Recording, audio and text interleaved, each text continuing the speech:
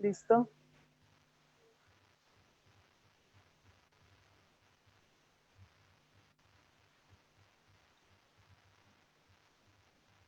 Entonces comenzamos.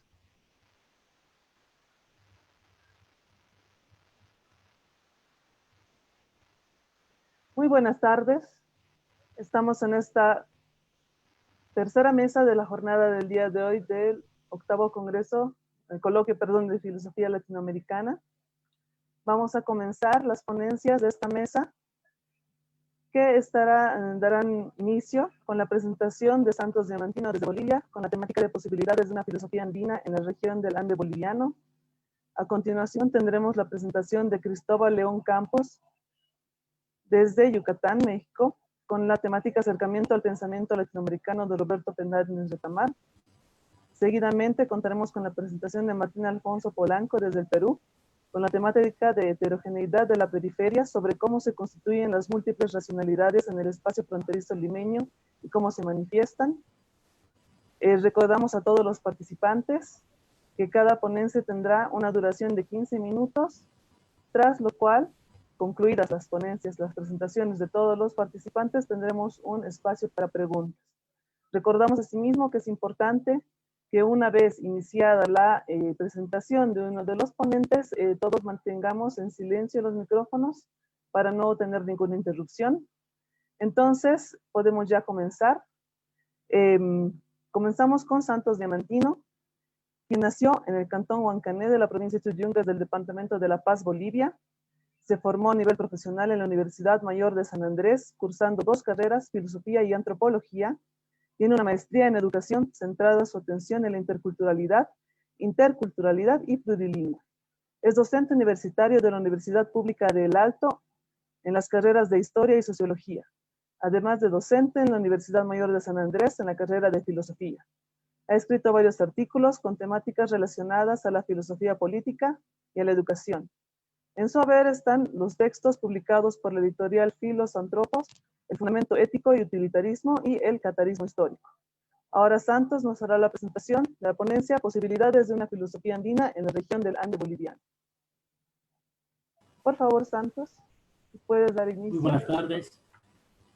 Muy buenas tardes a los compañeros de Latinoamérica, de Centroamérica. Me quedo muy agradecido con todos ustedes por la invitación y sobre todo por la oportunidad de poder expresar algunas ideas que se dan justamente en la realidad desde donde uno está y desde donde uno es parte. En ese sentido, desde el 2013 vengo haciendo un trabajo de investigación al que le he denominado filosofía antropológica y no así como antropología filosófica.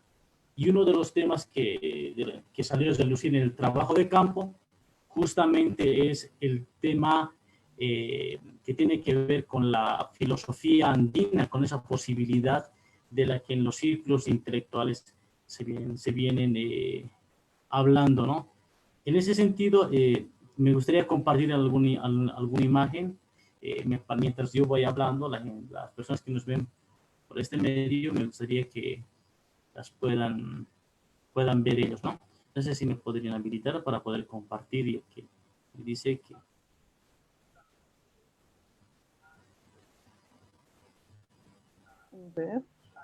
A ver, ahora sí.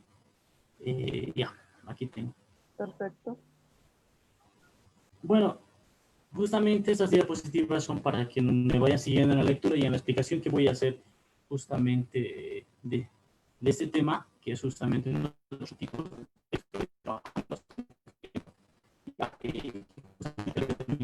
posibilidades de una filosofía andina en la región del Ande boliviano. En ese tiempo que he venido trabajando, hay muchos círculos de indianistas, cataristas, indigenistas, cataristas, sobre todo en el tema del Ande, ¿no? Que se ha cimentado mucho en la idea de poder ver con esa intención. Mi persona se ha metido en este trabajo de poder ir a los pueblos, justamente, ir a los municipios, sobre todo he trabajado con otros de 10 municipios, en las cuales he visto de alguna manera a partir de entrevistas, a partir de estar con ellos, a partir de sus fiestas y estos eventos, ¿cuáles, qué ideas hay en el tema de la Tenemos un filosofía? problema con el audio. Hola, ¿se me escucha? Sí, se Ahora, escucha mejor. Continúa, por favor. Gracias. en ese sentido, como yo pongo en el texto, decía, se ha puesto muy en boga el de discutir lo propio y lo ajeno, y más en Bolivia por un tema coyuntural que está viviendo a nivel político. Entonces, el tema es si es o no es, si pertenece o no pertenece a una cultura, qué idea es propio o qué idea no es propio, ¿no? Yo considero que el hacer filosófico no debe quedarse tanto en la reflexión de los textos que se dan en la academia y partir de ahí para generar una filosofía andina, sino se tiene que viajar a los pueblos, estar con los indígenas, tratar de hablar de su idioma y de rescatar ideas que ellos tienen, ¿no? A partir de una etnografía seria, en la cual no pueda qué símbolos hay, qué significantes hay, qué signos hay para poder retomar ideas a partir de construir una en ese sentido, considero que desde 2010 a 2020 se han descubierto los temas, cada vez más antes de los años 60, se ha retomado el tema del debate indígena, del debate del niño y demás. No obstante, un poco de todo, sobre todo intelectuales de izquierda, consideran que eso podemos hacer. En todo caso, los temas que abordan la filosofía andina es importante tomar diversos indicadores como Disculpa, el tema Santos. de la integración de la diversidad, el tema de los pensamientos en la cultura indígena, la racionalidad occidental y la racionalidad andina, que tiene alguna diferencia, temas concernientes a Bolivia, que de alguna manera, sobre todo, si tenemos que bajar al norte paseo, se está viendo como una especie de, de una idea utópica, ¿no? Cristiana, idéntica, y eso se ha aplicado en el mundo del individuo. También ideas como proyectos que son años de ciclos, ¿no? Es que no se preguntan sobre todo los ¿no? ¿En qué tiene filosofía? Si este concepto es aplicable a esta parte del mundo, más aún, tampoco de qué es lo mismo dialoga sobre todo. Disculpa, Santos. Se escucha con interferencia el audio. No sé si es problema de la señal. Tal vez se puede repetir las últimas ideas. No se ha escuchado bien. Ahora sí me escucha. Está más claro, gracias. Si puedes repetir, por favor, las últimas ideas. No se ha escuchado bien. Como decía más anteriormente, creo que el problema es que bueno, en los círculos académicos no se ha llegado a preguntar, por ejemplo, qué entienden por filosofía, si este concepto se esta parte del mundo. Más aún tampoco qué se toma, qué se entiende por el tema del bandido, por ejemplo, ¿no? Yo siempre he preguntado hasta ahora, ¿qué es el círculo político? Una parte geográfica. Si es así, ¿de dónde corresponde el bandido? Es algo que aún queda en el debate, sobre todo en los intelectuales que están trabajando en estos temas, ¿no? Además que en el proceso hay una decisión entre la teoría que lo considera lo real en la percepción de la comunidad de seres humanos. Quiero decir con esto, muchos intelectuales que son bueno, justamente de la academia, son los que tienen la lectura de textos, ¿no? Nosotros estamos pensando como personas que hacemos praxis de las ideas de Andes, sobre todo. Entonces, hay una decisión de realidad y teoría, como se explica el tema de la filosofía andina, sobre todo estos tiempos. Hay un camuflaje, cuando se explica el tema del trabajo de campo, ellos siempre recurren a decir, por ejemplo, nadie tiene la verdad al final, ¿no? Ahora, por otro lugar, cuando estás también con la parte indígena, ¿no? Se entra el gran pecado que es la exquisitez, ¿no? Ese es otro de los problemas que creo que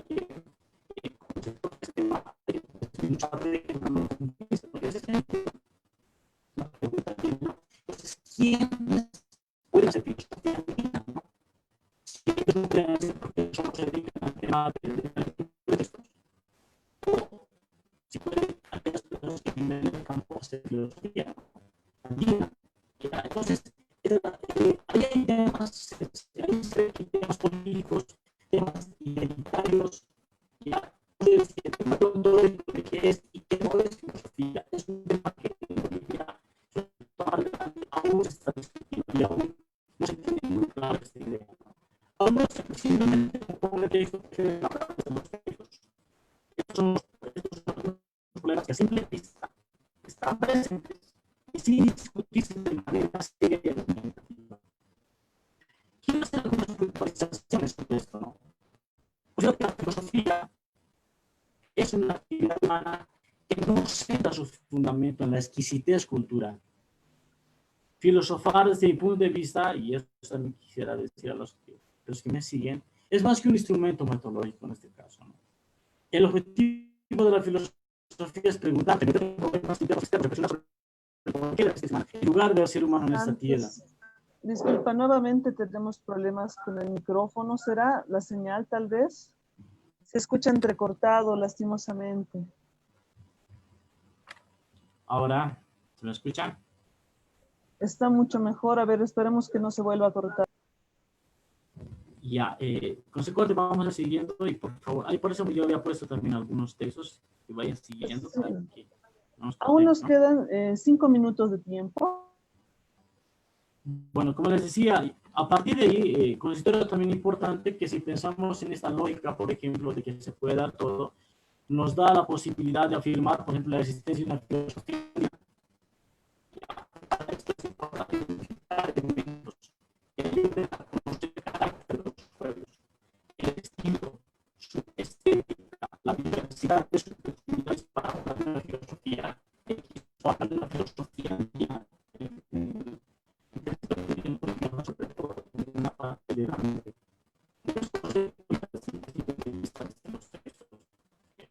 Hacer una filosofía andina es fundamental conocer la realidad que vivimos antes, ¿no? Y una construcción teórica que concuerdo que se dice afirmar o comunicar algo de manera simple es no suficiente, ya que es una filosofía andina que diga quién afirmó también y por qué. No tenemos idea, ya que no todas las culturas son similares. Es preciso saber que la racionalidad no opera con la lógica científica oficial, sino que trabaja con formas simbólicas, no opera conceptual como el pensamiento occidental. Y eso pelea con los actos políticos para la institución de lo simbólico.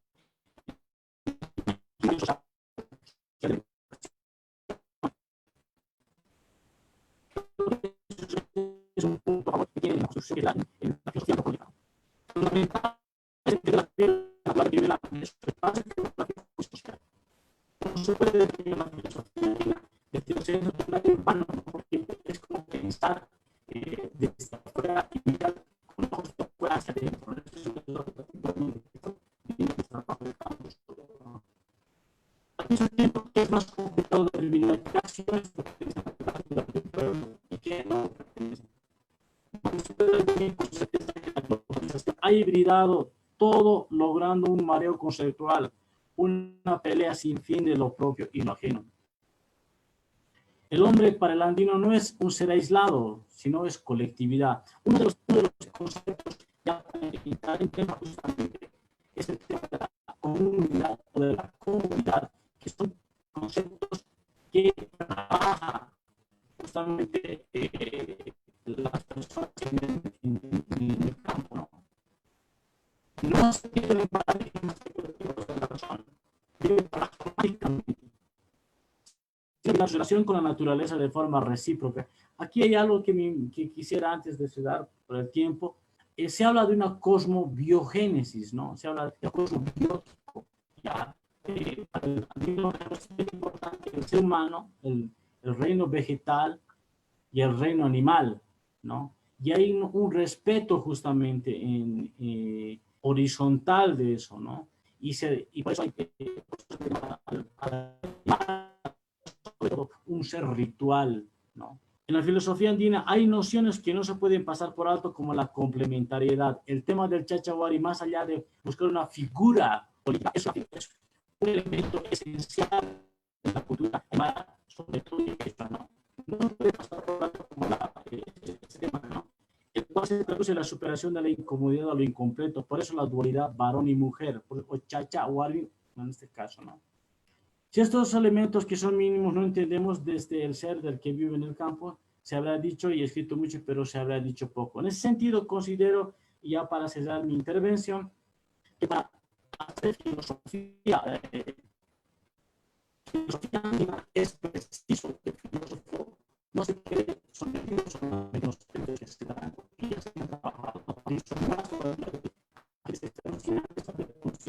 en la parte rural donde reside el indígena o el aymara o el quechua y demás, ¿no? Y además que cada departamento, sobre todo en La Paz tenemos 9 departamentos que está dividido en 87 municipios y tratar de homogeneizar eso para la filosofía andina. Muchas gracias por la participación, Santos. Lastimosamente han habido estas pequeñas interferencias. El audio no ha sido claro, pero esperamos que a través de la presentación en las diapositivas se pueda tener una comprensión de la presentación que nos has hecho. Muchísimas gracias. Vamos a dar paso al siguiente ponente, Cristóbal León Campos. Nos va a presentar el tema Acercamiento al pensamiento latinoamericano de Roberto Fernández Retamar. Cristóbal León Campos, historiador por la Universidad Autónoma de Yucatán, integrante de la Red Literaria del Sureste Mexicano, Nuestra América, editor de Disyuntivas, Cuaderno de Pensamiento y Cultura, colaborador en medios impresos y digitales, coautor del libro Héctor Víctor Aguilar, Esbozo para una biografía, coeditor del libro Migración Cubana y Educación en Yucatán, Actores, Procesos y Aportaciones, autor de En Voz Íntima, miembro de la Asociación Mexicana de Estudios del Caribe, AMEC, y del equipo de Archipiélago, Revista Cultural de Nuestra América, UNAM, UNESCO. Es asimismo miembro de la Asociación de Historiadores Latinoamericanos y del Caribe, y actualmente coordinador de la Cátedra Libre del Pensamiento Latinoamericano, Ernesto Che Guevara.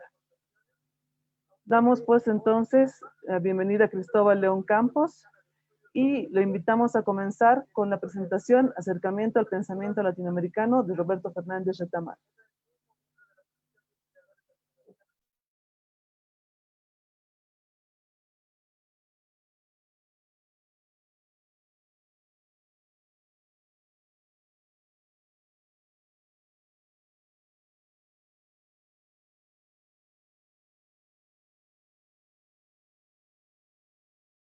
¿Puedes dar inicio, Cristóbal?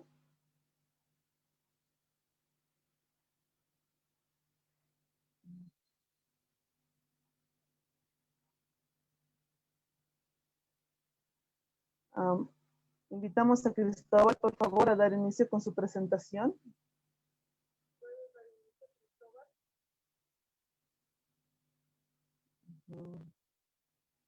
Sí, buenas tardes. ¿Me escuchan? ¿Me escuchan? Ahora sí, fuerte y claro, tenemos la presentación. Cristóbal, muchas gracias. Estamos en inicio. Ok, pues muy buenas tardes. Un gusto poder participar en este coloquio con los compañeros, colegas y con pues, todos los que nos escuchan y que desde luego interesados en el pensamiento y en la filosofía latinoamericana, ¿no?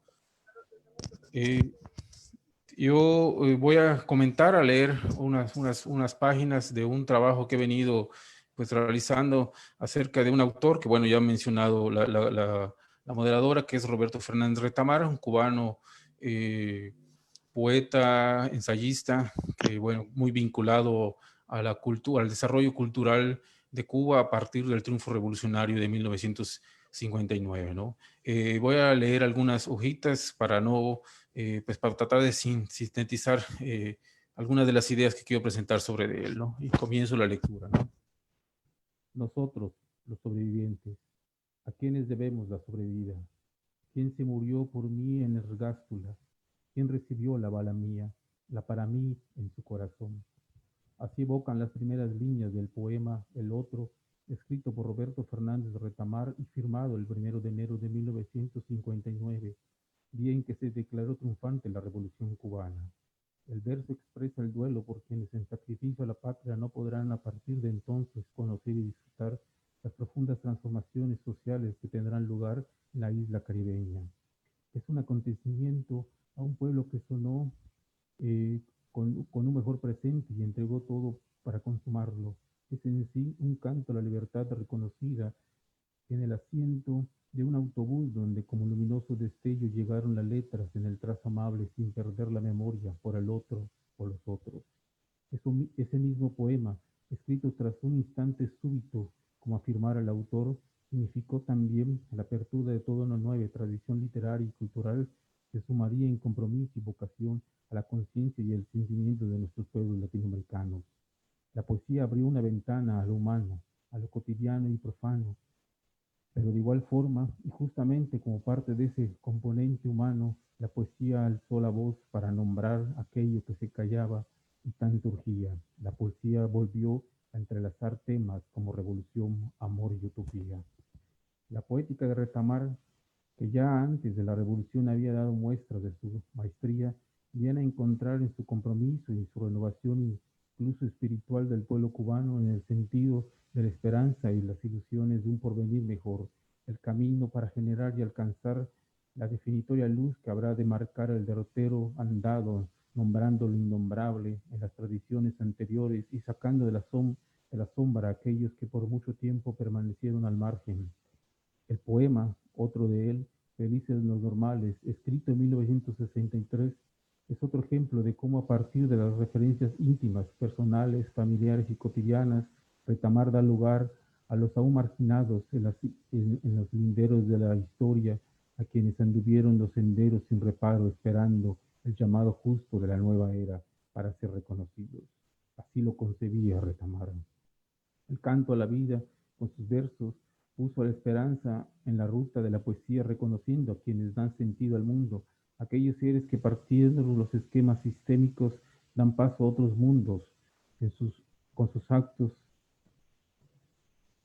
tal como lo plasmó en el poema ya mencionado, en el que puede leerse, y cito, pero que den paso a los que hacen los mundos y los sueños, las ilusiones, las sinfonías, las palabras que nos desbaratan y nos construyen, los más locos que sus madres, los más borrachos que sus padres, y los más delincuentes que sus hijos, y más devorados por amores calcinantes, que les den su sitio en el infierno y basta. Cierro la cita. En él, la ruptura con el sistema parte como rayo la idea del ser y su condición, tal y como lo hiciera el Che Guevara, a quien Retamar conoció y con quien dialogó en varias ocasiones sobre la cultura y el papel del intelectual ante las necesidades sociales. Al Che dedicó varios textos en los que resalta no únicamente su valor histórico y político, sino que encontró en sus letras una agudeza metafórica propia de la literatura propuesta de análisis que hasta hoy es vigente y requiere de nuevos acercamientos por las generaciones presentes que en su búsqueda de respuestas han de encontrarse tanto con Retamar, con su obra y desde luego con la filosofía latinoamericana.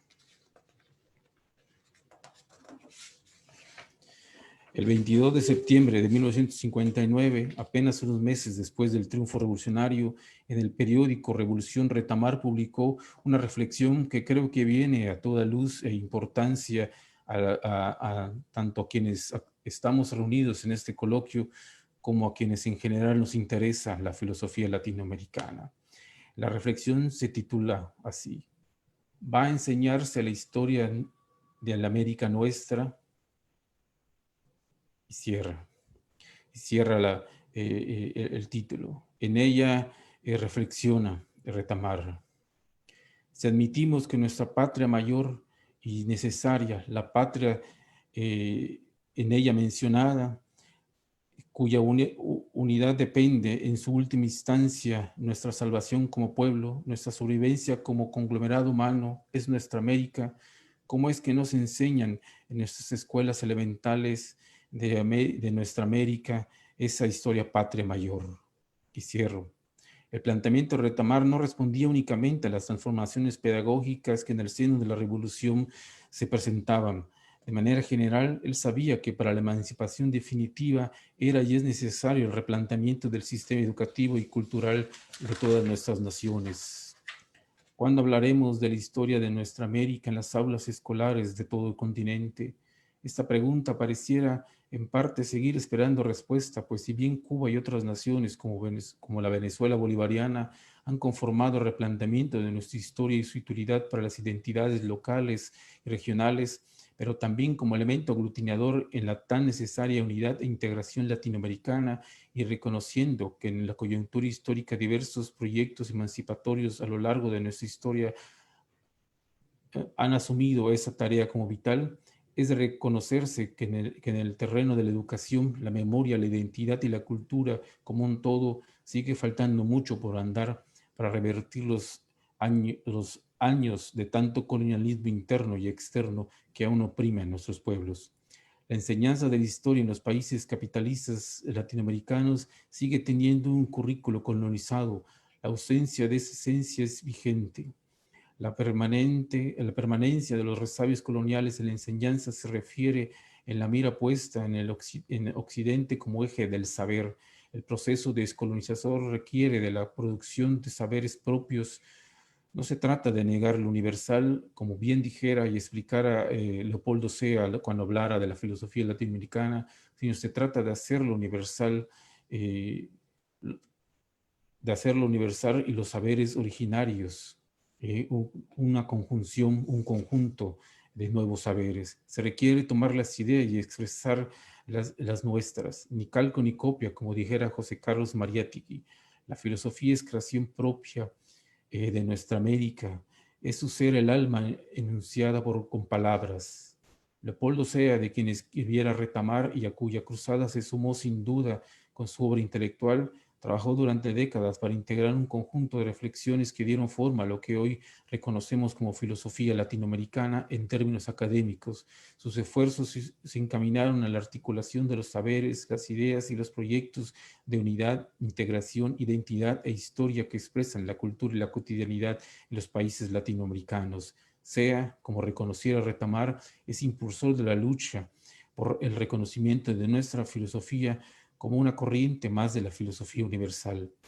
Otra sería nuestra realidad si en las escuelas básicas se leyera de manera permanente la Carta de Jamaica de Simón Bolívar, el ensayo de Nuestra América de José Martí, los 7 ensayos de interpretación de la realidad peruana de José Carlos Mariátegui, el socialismo y el hombre en Cuba de Ernesto Che Guevara y Caliban de Roberto Fernández Retamar, entre otras muchísimas otras obras tan importantes. Mucho de lo anteriormente dicho son reflexiones que ya habían tenido pensadores como Andrés Bello. La interrogante permanente de reflexión que siempre es la misma es y expresa: ¿es posible hablar de una filosofía latinoamericana? La respuesta afirmativa tiene explicación histórica. Las verdades válidas de cada momento histórico delimitan los temas que la propia filosofía latinoamericana trata.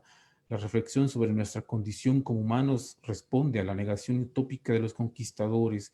La filosofía latinoamericana sigue siendo desdeñada en muchos de los llamados centros del saber. Se le burla como el arrogante adinerado, se mofa del humilde campesino, mas olvidan los pretenciosos burlescos que las manos morenas llagadas del sencillo son las mismas que cultivan las praderas para que abunde el alimento que en su mesa costosa y extranjera come para saciar el hambre. Así, la filosofía latinoamericana nutre la esencia al florecer de las entrañas de los sueños de la geografía marcada por el nosotros. Nuestra América ha tenido que explicarse a sí misma para reconocerse y ser reconocida. El trauma colonial continúa negando la existencia. Por tanto, el racismo, la discriminación y la desigualdad no únicamente son temas materiales, son ante todo ideas implantadas en la colectividad como justificante de dominación. La filosofía latinoamericana es respuesta a la hegemonía occidental, es resistencia en el campo de las ideas frente a la cultura que se asume como superior. El crisol nuestro es diverso como lo es en la realidad. La gran labor pedagógica, editorial, reflexiva y de compromiso social, cultural de Retamar se inscribe en esta razón de ser.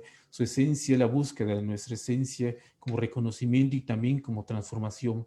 La actividad intelectual se asume también como instrumento para la liberación de los pueblos. Desde luego, las influencias intelectuales de Roberto Fernández Retamar son diversas y tienen una profunda raíz en dos sentidos. Primero, en el sentido nacional cubano, en el cual José Martí es desde luego una de las más grandes guías de su pensamiento, como lo es en general del proceso revolucionario y lo fuera del pensamiento de Fidel Castro, a quien Retamar estuviera muy cercano. Retamar escribe una serie de ensayos, de diferentes obras, análisis sobre el pensamiento martiano, algunos de ellos recogidos en dos volúmenes llamados Introducción a Martí, publicados hace poco, o reeditados, mejor dicho, por la Universidad Nacional Autónoma de México, en las cuales él sintetiza esas, o presenta lo que él considera parte de las aportaciones fundamentales de Martí, ¿no? Pero desde luego ya hemos mencionado algunos otros que son pieza fundamental en el pensamiento de Roberto Fernández Retamar: Simón Bolívar, Ernesto Che Guevara, el propio Fidel, pero un autor también muy particular como es Francisco Bilbao, de quien Retamar es impulsor en la recuperación de su memoria histórica, de su pensamiento, pues, de conocer su obra y de difundir, de que esta obra sea difundida en Cuba, ¿no?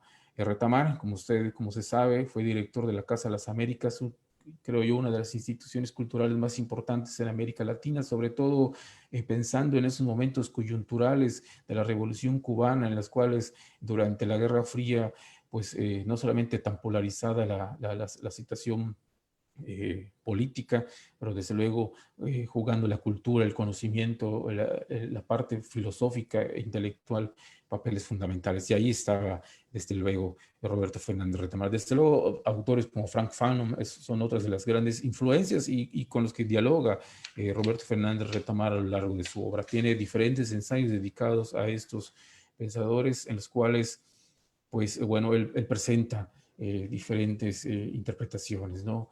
El sentimiento anticolonial y antiimperialista suscrito en sus ensayos es el reflejo del compromiso con los pueblos de nuestra América que asumió Retamar desde épocas tempranas. Su obra más conocida en este ámbito es Caliban, ensayo publicado en 1971, un ensayo ejemplar que trastoca los fundamentos interpretativos usados hasta entonces para dar lectura a la realidad social de los países colonizados.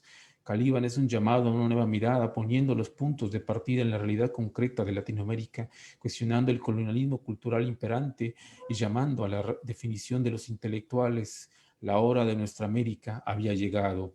La esencia de la Revolución Cubana infundía la necesidad de tomar partido. Era el tiempo del compromiso con los desposeídos. Seguir pensando como oprimidos o romper las cadenas y liberarse de la esclavitud de las ideas. Ese es el cuestionamiento que da sentido al ensayo y que urge a la condición colectiva para su despertar. La obra de Retamar en ese sentido es un llamado continuo a la superación de las sombras arrastradas como losas y por la generación de interpretaciones radicales y porque las interpretaciones radicales sirvan a la emancipación. Otros ensayos suyos que podemos mencionar son Martí en su Tercer Mundo, Nuestra América y Occidente, algunos usos y Disculpe, desusos Cristóbal. de civilización y barbarie, Un minuto más, por favor. Muchas del gracias. colonialismo y el antiimperialismo, pensamiento de nuestra América y autorreflexiones, Cuba defendida contra la leyenda negra y muchos otros.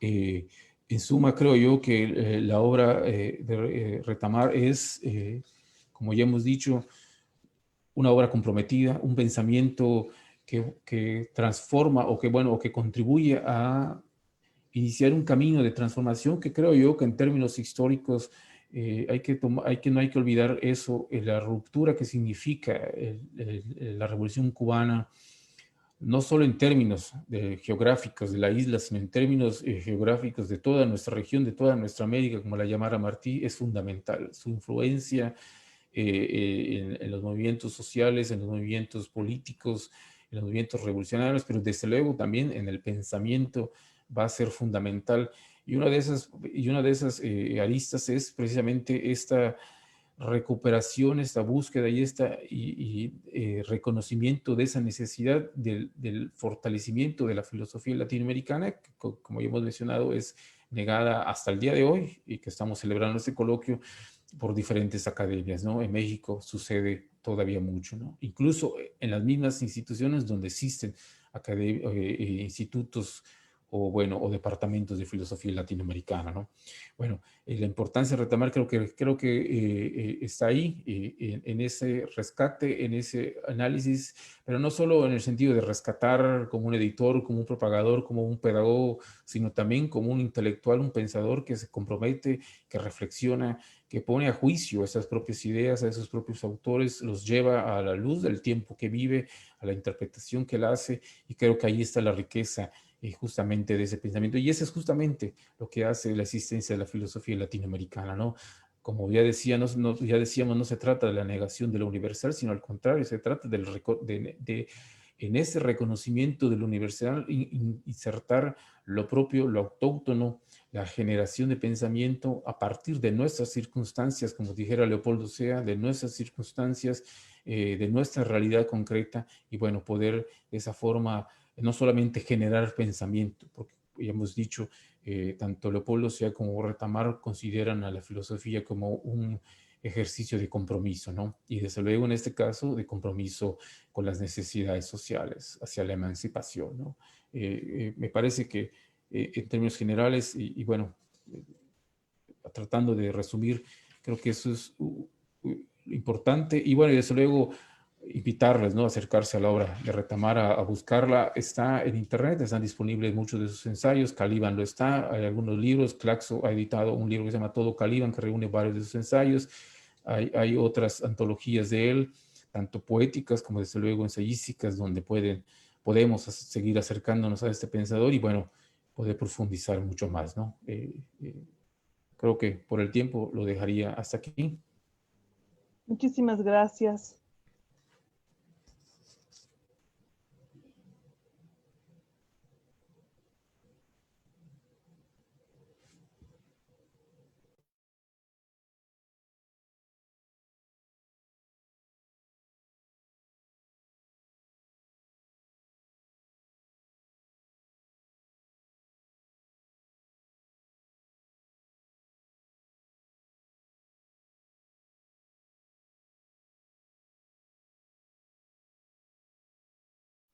Mil disculpas por el tema del audio.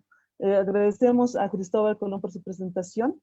Vamos a recordar a los participantes que vamos a tener una ronda de preguntas al finalizar todas las participaciones, así que continuamos con la siguiente presentación de Martín Alfonso Polanco Hinojosa, quien nos presentará el tema heterogeneidad de la periferia sobre cómo se constituyen las múltiples racionalidades en el espacio fronterizo limeño y cómo se manifiestan. Martín Alfonso Polanco es estudiante de pregrado en la Escuela Profesional de Filosofía en la Universidad Nacional Mayor de San Marcos. Ha trabajado en tareas de difusión cultural en distintos distritos como Villa El Salvador y Chorrillos, así como es parte, digamos, de la organización del presente coloquio, tanto como moderador, así como ponente. Entonces, damos la bienvenida a Martín Polanco para que nos inicie la presentación de su tema. Muchas gracias, Martín. Muchas gracias, Adriana, y gracias también a las ponencias de los compañeros, de los profesores. Gracias por su asistencia, ¿no? Bueno, voy a proceder a compartirles pantalla. Creo que no hay mayor problema con la visualización, ¿no? Se ve correctamente, me parece a mí. ¿Sí? Si no, me lo informan para agrandarlo o algo. Está bien, ¿no? Ese tamaño. Está muy bien, se puede leer claramente. Ya, ok. Bueno, la ponencia de hoy es sobre la heterogeneidad, ¿sí? En mi idea, cuando planeé hacer esto, ¿no? En mi cabeza surgió muchos conceptos que tenía yo que respaldar en una base teórica más firme, ¿no?, que mis propias conclusiones. Entonces, básicamente lo que haré es primero esbozar lo que yo planteo como heterogeneidad en la periferia, ¿sí?, situada en el contexto peruano, ¿no?, en el contexto limeño, Y luego pasaré a tratar de sostener esos conceptos en otros investigadores que han llegado a conclusiones semejantes. Pues, ¿no? De esa manera, al mismo tiempo que explicamos un poquito qué cosa es la periferia y por qué se producen heterogeneidades en ellas y qué son, al mismo tiempo también dialoguemos con lo que han dicho, ¿no?, otros pensadores al respecto. Ok, en primer lugar, lo que concibo yo como heterogeneidad, ¿no?, lo heterogéneo que hay en nuestro territorio es la construcción de racionalidades de conjuntos de hábitats de personas que han construido pues su concepción del mundo de manera distinta a como lo haría el resto de las racionalidades de un territorio. Ese fenómeno solamente se puede entender asumiendo un centralismo a nivel urbano, ya no rural, porque sería hablar de términos mucho más amplios, ¿no? El centralismo con relación a la población rural ya es un tema que tiene mayor relevancia, ¿no? Abarca más tiempo de investigar, entonces me remito al contexto urbano. Asumiendo, pues, conociendo las teorías migratorias, por ejemplo, aquí en este libro de Matos Mar, en Desborde Popular, sabemos que existió un fenómeno de migración importante en la década de los 80 en nuestro país, en el Perú. La población rural pasó a centrarse, ¿no? Una descomunal, un desborde popular, como lo menciona Matos Mar, en la capital limeña, y a raíz de eso se van a generar espacios humanos donde no los había, ¿no? Los llamados conos o las periferias urbanas se van a acentuar en justamente las partes más alejadas de los territorios, ¿no? En el caso en mi caso, en lo que estamos analizando ahora sería el cono sur. Hay una periferia que existe y se desarrolla al margen del centralismo. El centralismo es la forma en que se ha organizado nuestro país, ¿no? Hay una tendencia a centralizar todo en un solo lugar, producción cultural, estética, ideológica, epistemológica, y le da una validez a esa centralidad, y lo que vive al margen de ese centralismo es la periferia, ¿no? Algo que nos parece bastante relacionado con la realidad colonial de la que procedemos, ¿no? Entonces voy a tratar de defender, no sostener, que una de las bases de este centralismo es justamente el problema del racismo. Las sociedades centrales aquí en el Perú, ¿no? El centralismo se origina en base a que una población criolla, dueña luego ya con la independencia del Perú, ¿no?, del territorio, tiende a ocultar, invisibilizar a un sector de la sociedad que parecería no formar parte del Perú. Entonces, ese racismo, como fuerte discriminación, es una de las cosas que origina esta esencia peruana, ¿no?, latinoamericana, y es una herida colonial, la que la señala Miñolo en su libro, en la página 10, él menciona, ¿no?, que el racismo, la colonización, la justificación para apropiarse de la propia tierra y la explotación de la mano de obra de los mismos, requiere la invención o la utilización de un racismo, ¿no? El racismo es utilizado como un mecanismo para justificar esa invasión, primero colonial y luego postcolonial, ¿no? Porque el criollo de alguna forma también coloniza el territorio que originalmente no le pertenece. Entonces, el racismo es una idea clave luego también para el desarrollo de estas heterogeneidades periféricas, porque se sigue manifestando en el territorio que estamos abordando ahora, ¿no? De esta manera, pues, podemos decir que aún existiendo en el propio espacio urbano, existiendo urbanidad, aún en esa urbanidad hay espacios periféricos. Serían las poblaciones más invisibilizadas, alejadas del centro cultural, comercial, ¿no?, global de la ciudad de Lima, ¿no? Y esas periferias tienen una forma de manifestar su cosmovisión del mundo, la forma en que interpretan el mundo, tienen un lenguaje distinto que muchas veces es atacado, ¿no?, por su falta de ser parte del sistema académico. No tienen, pues no cumple con las normativas, ¿no?, académicas, pero es la forma en que la gente suele expresarse, ¿no?, en estas periferias. Y no solamente se van a expresar a través del lenguaje y de su forma de ver el mundo, muchas veces hay una manifestación estética, hay una forma de concebir lo estético en estas periferias. Por eso hablamos de heterogeneidades, porque son manifestaciones diferentes, heterogéneas, de lo que se concibe como normalidad, ¿no?, en la urbe. ¿Ok? Miñolo también menciona al respecto, ¿no? La clasificación y categorización general del mundo revelan una realidad de la que son imágenes, una imagen espectacular, ¿no? Hablamos entonces de un nuevo colonialismo para este autor, para el autor argentino, ¿no? Para concebirse a sí mismos, dice, como una raza latina, ¿no? Los criollos de América Latina tuvieron que rearticular la diferencia colonial y darle una nueva forma, ¿no? Se convirtieron entonces en colonizadores. Justamente lo que yo les estaba comentando, ¿no? Este análisis que hace Miñolo también se puede aplicar a las nuevas urbanidades que colonizan de cierta forma con los, por ejemplo, poniendo los trabajos más importantes o mejor asalariados en el centro y no en todo el territorio, ¿no?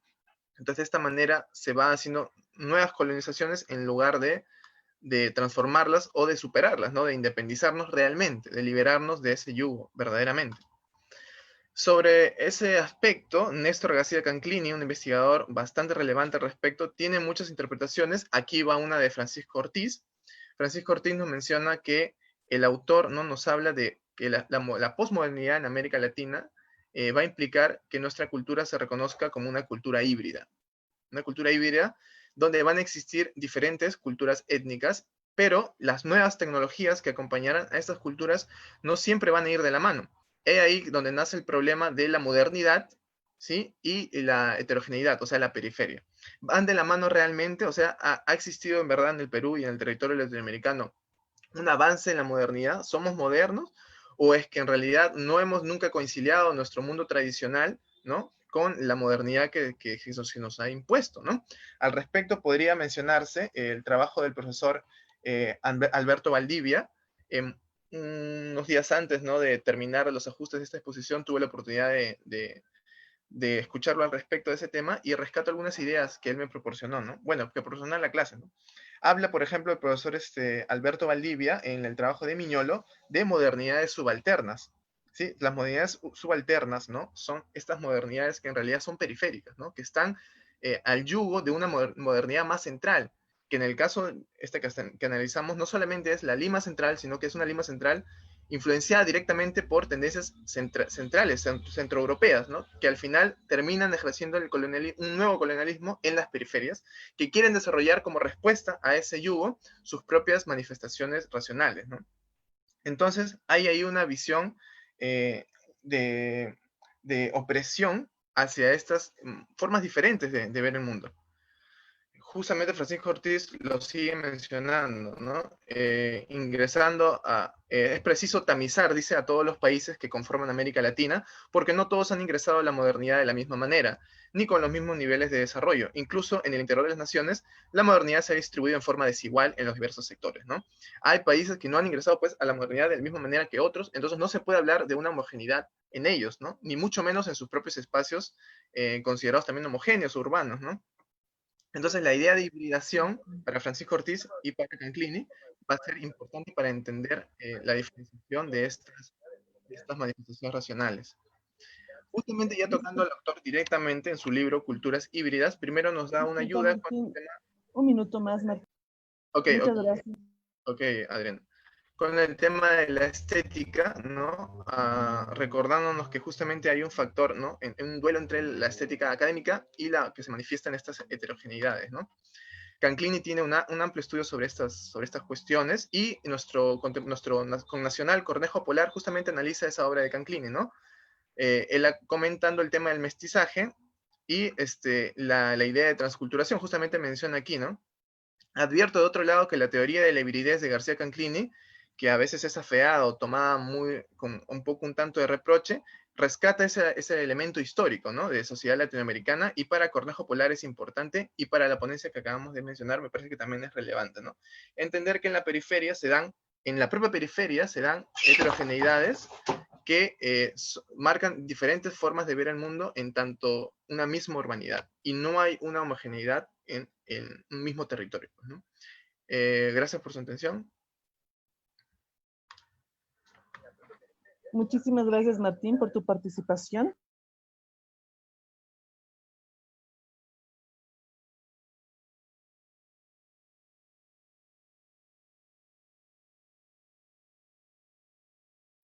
Tu audio, Adriana, tu audio no se escucha.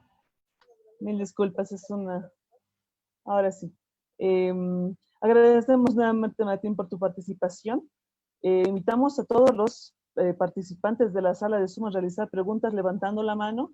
Y les recordamos que es importante, una vez que inicie la participación de uno de los compañeros, mantener en silencio el micrófono para poder dar lugar a escuchar la pregunta íntegramente. Tenemos la solicitud de Roca Tucumán Renzo para realizar una pregunta. Continúa con la pregunta. Gracias, Adriana. Muy buenas tardes a todos los ponentes. Es un gusto ver estas grandes ponencias que abordan muchos temas que muchas veces están ocultos. Bueno, mi pregunta es para Santos. Con respecto a la filosofía andina, esta filosofía andina, ¿qué mirada tiene ante la migración? Y propiamente, ¿qué mirada tiene el filósofo andino sobre esta migración? ¿La colectividad se pierde y da paso a un individualismo? ¿O cuál sería su posición?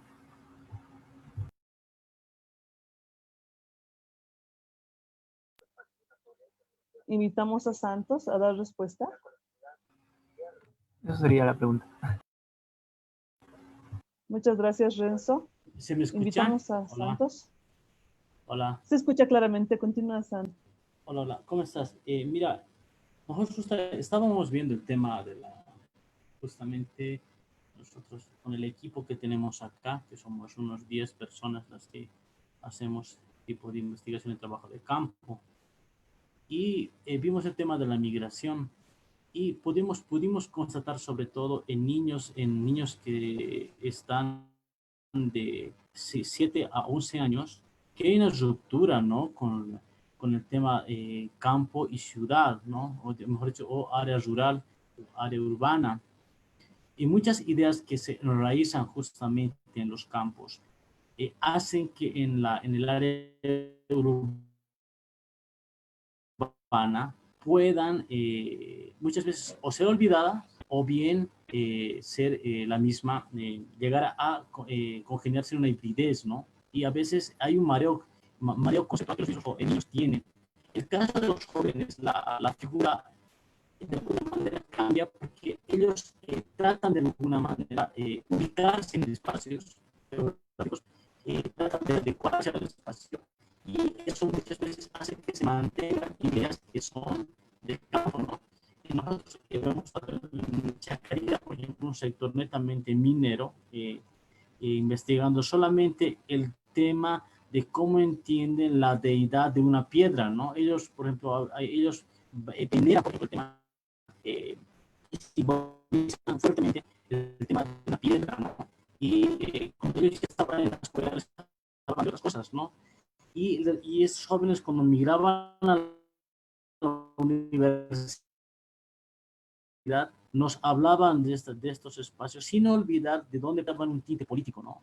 No obstante, cuando retornaban a sus comunidades cumplían los mismos rituales, ¿no? Los mismos signos significantes que ellos habían tenido en los inicios de su formación en una comunidad como en la escuela. Claro, hay distinciones, ¿no? Hay porcentajes también en las cuales tenemos viendo para que de una construcción teórica para de ellos y cómo la misma idea se ve reflejada en la urbanidad. Bueno, habría que ver más grande, pero bueno, por lo menos te voy diciendo lo más concreto que usted pudiera hacer.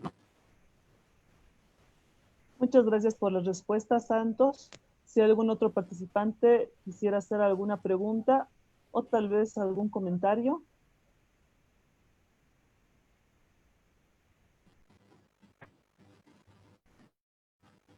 Cedemos la palabra a Kevin Vidal, quien levanta la mano. Da inicio a la pregunta. Kevin, siempre haciendo presente a quién está dirigida. Muchas gracias. Ya, buenas tardes a todos. Y mi pregunta va dirigida a Cristóbal León, pero más o menos tratando de relacionar, ¿no?, lo que expuso el colega, el compañero, ¿no?, el profesor Santos, ¿no?, en su exposición respecto a la visión del mundo andino, ¿no? Y la pregunta era más que nada sobre cómo podría ser, o cuál sería la visión, ¿no?, que tendría, o qué visiones habría, ¿no?, para tratar de unir tal vez, ¿no?, los dos discursos, se podría decir, ¿no?, en el caso del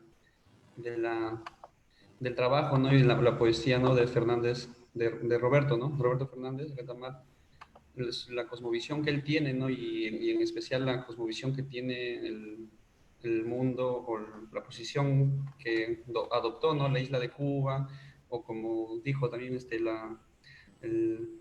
Venezuela, ¿no? De Chávez, ¿no? Chávez, ¿cómo podríamos unir estos dos tipos de discursos o qué herramientas podríamos tomar, ¿no? Para aunarlos, ¿no? A la cosmovisión andina o sudamericana, se podría decir, ¿no? O visión caribeña, ya que estas representan un paradigma diferente, ¿no? A lo cual ha venido imponiéndose desde la invasión, ¿no? ¿Cuáles serían los lineamientos, ¿no? Y si habrían semejanzas y diferencias, ¿no? Eso, quería saber su opinión respecto a eso. Muchas gracias, Kevin. Invitamos a Cristóbal, por favor, a dar respuesta a la pregunta.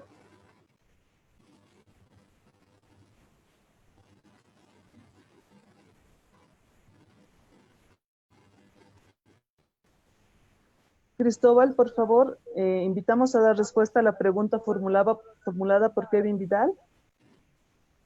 Sí, gracias, Kevin, por tu pregunta. Pues en realidad creo que es una pregunta que va mucho más allá de la propia obra de Retamar y de otros pensadores, ¿no?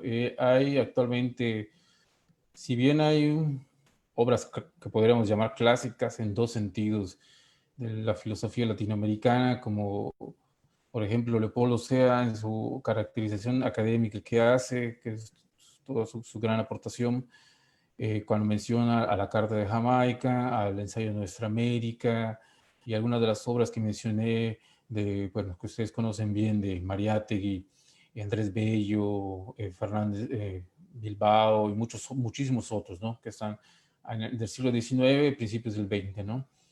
Y después, bueno, la propia obra de los filósofos actuales o de los filósofos de mediados del siglo, como la de Leopoldo Sea, que es quien se atreve a articular, digo que se atreve al menos en el caso de México y un gran sector de Latinoamérica, se atreve a articular y a proponer la existencia. Sus libros y toda la vida de Leopoldo Sea está dedicada a eso, a pelear el reconocimiento de la filosofía latinoamericana en el contexto de la filosofía universal, no sin negar a una ni oprimir a otra, ¿no? Que por eso la filosofía latinoamericana tiene ese carácter libertador también, ¿no? Más allá de vinculación o no con movimientos sociales, que desde luego hay personajes como el del que yo hablé, Roberto Fernández Retamar, que lo asume así, pero aún así la propia reflexión académica, intelectual, está marcada en ese sentido con esa necesidad de ruptura o en esa necesidad de emancipación. Y bueno, y ahora ya estamos en una tercera ola,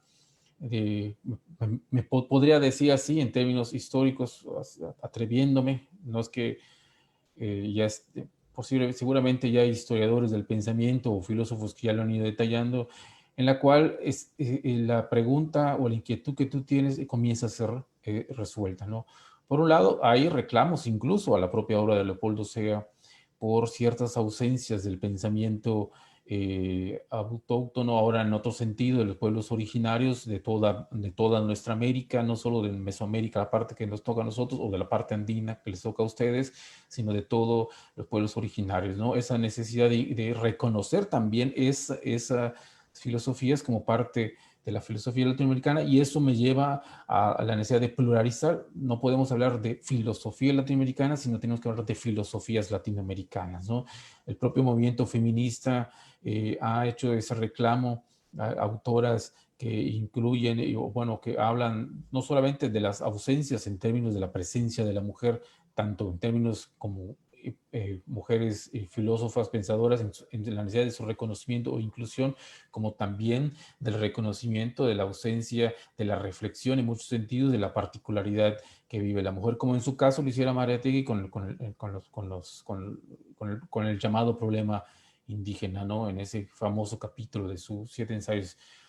¿Eso qué significa? Significa que es un gran reto, significa que es un gran pendiente y que sin embargo comienza a ser resuelto, significa que, por ejemplo, en el caso de Roberto Fernández Retamar, estoy seguro que está incluido él sin embargo, no te podría yo decir que en el sentido estricto de su obra que él dedicase ensayos específicos para, por ejemplo, estudiar la filosofía andina o la filosofía maya. Sin embargo, sí te puedo decir que en su quehacer, que esa es la otra parte también del intelectual, en su quehacer institucional, en su quehacer como director de la Casa de las Américas, impulsa hoy, si tú entras al portal de la Casa de las Américas, tiene una serie de encuentros sobre pueblos originarios, que son congresos que reúnen a diferentes investigadores de toda América Latina y del mundo, ¿no?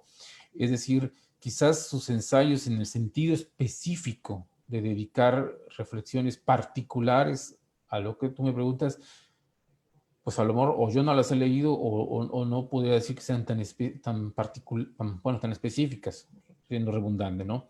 Sin embargo, no hay esa ausencia, no se trata de una actitud discriminatoria o de un desdén, sino creo que ahí queda un poco en la generalización que la propia filosofía ha tenido de la idea de los diferentes sujetos de los cuales se reflexiona o ese ser, porque al fin y al cabo, pues, tu pregunta también nos lleva a comenzar a tener que desentrañar muchas otras cuestiones, ¿no? El ser latinoamericano, ¿qué es el ser latinoamericano? ¿Cuál es o cuáles son los seres latinoamericanos?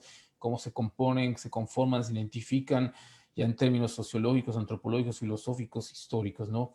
Son ausencias que sí están quizás de manera específica en sus obras, pero creo que se necesita. Ahora, por ejemplo, hablando, si bien no me refería, creo que en el sentido que se podía interpretar del proceso bolivariano, me refiero más a la obra de Simón Bolívar como influencia de Retamar que del proceso bolivariano, del cual desde luego Retamar está vinculado y lo veía en el caso de Chávez sobre todo con buenos ojos. Pero bueno, creo que al ser un movimiento presente que está aconteciendo y que está buscando de una u otra forma transformar las condiciones de vida de Venezuela, que desde luego esa discusión está presente en su seno, ¿no? Está la necesidad de ese reconocimiento, la necesidad de dejar de hablar de minorías, quizás de dejar de hablar del otro, que incluso sabemos que también es una categoría cuestionada, ¿no? La idea del otro, la otredad y todas esas cuestiones. Que bueno, la antropología ha padecido mucho de esos colonialismos a propósito o no. Pero bueno, creo que sobre todo es un pendiente, ¿no? En el sentido de que es un reto y es una necesidad urgente la inquietud que tienes. Y por ejemplo, en la cátedra latinoamericana que llevamos aquí en Mérida, es una de las inquietudes cuando van los compañeros, las compañeras, la propia, lo que te decía hace un momento, esa idea de filosofía latinoamericana, cuando ya llegan con lecturas sobre pensamiento andino, con pensamiento maya, pensamiento azteca, pensamientos filosóficos de los pueblos originarios o de otras corrientes ya más actuales vinculadas a interpretaciones, a otras interpretaciones que se están dando precisamente o que están surgiendo justamente pues geográficamente mucho más cercano a ustedes en la zona andina, tanto Perú, Bolivia, Ecuador, con esta gran presencia indígena y sobre todo esos grandes movimientos indígenas que han tenido, en nuestro caso particular, el movimiento zapatista también ha generado una ruptura de paradigmas en muchos sentidos, con una interpretaciones propias, con interpretaciones que si tú ves su actuar político, su actuar, su quehacer, su la construcción con presencias de anarquismo, socialismos, indoamericanos y otras influencias intelectuales, ¿no? Bueno, ya estoy haciendo una maraña de la respuesta, pero en realidad creo que más que poder resolverte en el sentido específico y categórico, creo que en realidad lo que es tu pregunta tiene que ser asumida como una invitación tanto para mi persona, a quien le interesa Roberto Fernández Retamares, su lectura y su relectura, su vigencia, como para en general todos nosotros, a quienes la filosofía latinoamericana nos mueve en el sentido de nuestro quehacer laboral, intelectual, académico y desde luego social, ¿no? ¿Por qué? Porque no podemos seguir permitiendo o siendo agentes conscientes o inconscientes de la discriminación, de la segregación, de la marginación que tan presentes siguen en nuestras sociedades y que se da también en el campo del pensamiento, ¿no? O sea, si yo decía en la parte de la ponencia que hay centros todavía académicos que siguen negando la existencia de la filosofía latinoamericana como una expresión particular y propia de la filosofía, como una filosofía en sí, pues también sucede en el propio campo de la filosofía latinoamericana la marginación a veces de otros saberes o de otras propuestas, ¿no? Ese es el gran reto que tenemos, porque ya sabemos, no hay un ser, no hay una sola identidad, y si bien las categorías de análisis que se usan, tanto los filósofos como los académicos sociales o humanistas en general, pues son eso, son categorías de análisis que buscan la interpretación de la realidad, en otros sentidos también su transformación, pero que están en constante transformación y que creo que tenemos que tener presente siempre eso, la constante transformación del pensamiento para que sea justamente eso, pensamiento, y nos alejemos lo más posible de cualquier dogma, ¿no? Que también la filosofía latinoamericana podría tener algunos, ¿no? O tiene algunos, creo yo, ¿no? Y esa inquietud tuya tiene que generar otras inquietudes que generen, desde luego, respuestas mucho más concretas, ¿no? No sé si maría más a todos, pero bueno, cualquier inquietud, aquí estoy, ¿no? Muchas gracias por la respuesta, Cristóbal. Estamos en la transmisión en vivo, Facebook. Si es que alguno de los participantes tiene alguna otra consulta para alguno de los ponentes. Si es que no contamos con ninguna otra pregunta más para ninguno de los ponentes, damos por concluida la presentación de esta mesa. Bueno, perfecto. Entonces, habiendo concluido ya con todas las ponencias programadas para esta segunda jornada del 8º coloquio de Filosofía Latinoamericana, concluimos con esta jornada en la cual hemos tenido la presencia de importantes ponentes desde Bolivia, desde México, desde el Perú. Les agradecemos a todos por su participación, a todos los que han formulado las preguntas que han sido enriquecedoras también. E invitamos a la jornada de mañana, la última jornada de este 8º coloquio, el cual contaremos con una mesa magistral de cierre, la mesa de José Antonio Mazzotti. Así que invitamos a todos a estar presentes en las participaciones de la mañana y en la mesa magistral que se transmitirá igualmente en vivo por la página de la Sociedad Peruana de Filosofía por la tarde. Agradecemos a todos nuevamente y nos despedimos esperando que hayan disfrutado de esta segunda jornada y bueno, esperando contar también con su participación el día de mañana. Muchas gracias.